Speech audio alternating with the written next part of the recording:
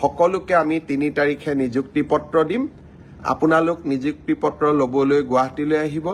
নমস্কাৰ বন্ধু বান্ধৱীসকল, কি খবৰ আপোনালোকৰ? তো আপোনালোকক মোৰ ইউটিউব চেনেল পৰুৱা টিপছ এণ্ড ব্লগছ লৈ পুনৰবাৰ স্বাগতম জনাইছোঁ। তো যিসকল বন্ধু বান্ধৱীয়ে আছাম পুলিচৰ ABUB, কামাণ্ডো বেটেলিয়ান আদি ভেকেঞ্চিসমূহৰ এপইণ্টমেণ্ট লেটাৰৰ বাবে ৱেইট কৰি আছে, তো তেওঁলোকৰ বাবে এটা বহুতেই ভাল খবৰ যে ফাইনেলি আহি গ'ল ইয়াৰ এপইণ্টমেণ্ট লেটাৰৰ বাবে ইম্পৰ্টেণ্ট ডেট। তো যিহেতু মই যোৱাকালি ইয়াৰ ওপৰত এটা ভিডিঅ' দিছিলোঁ যে 10 তাৰিখৰ আগত আছাম পুলিচৰ এই 5563টা পদৰ এপইণ্টমেণ্ট লেটাৰসমূহ দিয়া হ'ব, আৰু যোৱাকালি CM ছাৰে ফেচবুক লাইভ আহি ইয়াৰ এপইণ্টমেণ্ট লেটাৰসমূহ কেতিয়া আহিব সেই ডেটটো ঘোষণা কৰিলে। তো কেতিয়া দিয়া হ'ব ইয়াৰ এপইণ্টমেণ্ট লেটাৰসমূহ, ক'ত দিয়া হ'ব ইয়াৰ এপইণ্টমেণ্ট লেটাৰ, তো সকলো ডিটেইলছ সহকাৰে আপোনালোকক এই ভিডিঅ'টো যোগেৰে জনাম। তো চাই যাওক ভিডিঅ'টো লাষ্টলৈকে। তো এইখিনিতে যদিহে আপোনালোকে আমাৰ চেনেলটোলৈ প্ৰথমবাৰৰ বাবে আহিছে, তেনেহ'লে চেনেলটো ছাবস্ক্ৰাইব কৰিব আৰু কাষতে থকা বেল আইকনটো অলপ প্ৰেছ কৰিব, যাতে আমি দিয়া নতুন জব ইনফৰমেশ্যন ভিডিঅ' আপোনালোকে প্ৰথমতে পাব পাৰে। তো বলক এতিয়া CM ছাৰে ইয়াৰ বিষয়ে কি ক'লে আপোনালোকে ভিডিঅ' ক্লিপটো চাই লওক। মাত্ৰ দুটা সৰু খবৰ দিবলৈ আপোনালোকৰ মাজলৈ আহিছোঁ।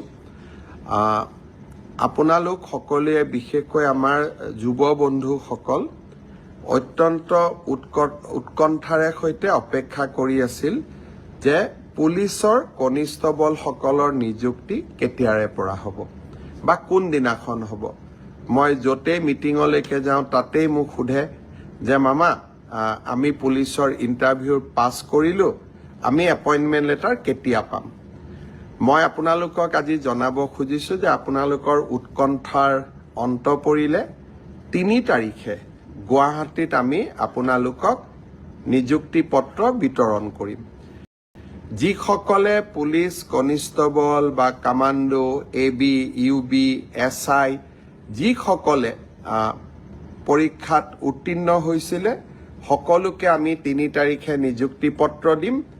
আপোনালোক নিযুক্তি পত্ৰ ল'বলৈ গুৱাহাটীলৈ আহিব।